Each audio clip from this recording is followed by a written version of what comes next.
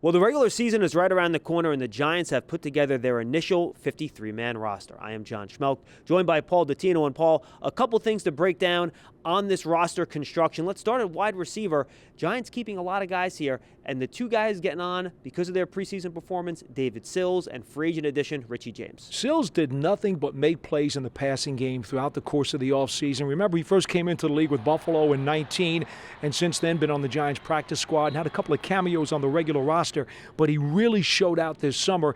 And then Richie James, look, the guy gives you special teams value, a terrific kickoff returner. That had to be part of the equation.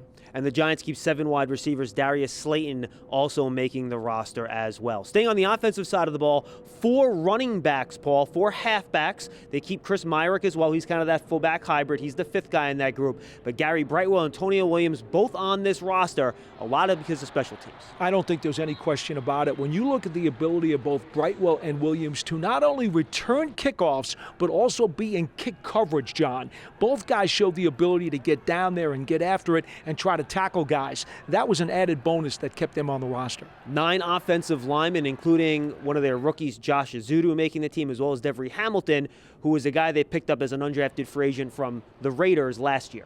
Yeah, you know, the one thing about that spot, I wouldn't be surprised if that's one of the places the Giants look to add over the course of the next couple of days, because you can never have enough healthy bodies on the offensive line. Let's jump to the defensive side of the ball very quickly. Giants keep 6 inside linebackers. Cam Brown, Carter Coughlin, Austin Calitro all make this roster. Calitro had some big offseason plays, and Coughlin and Brown are special teams mainstays. Well, the other thing about Coughlin and Brown is that not only do they play specials and do a real good job at that, but they can also go outside and play some on the edge.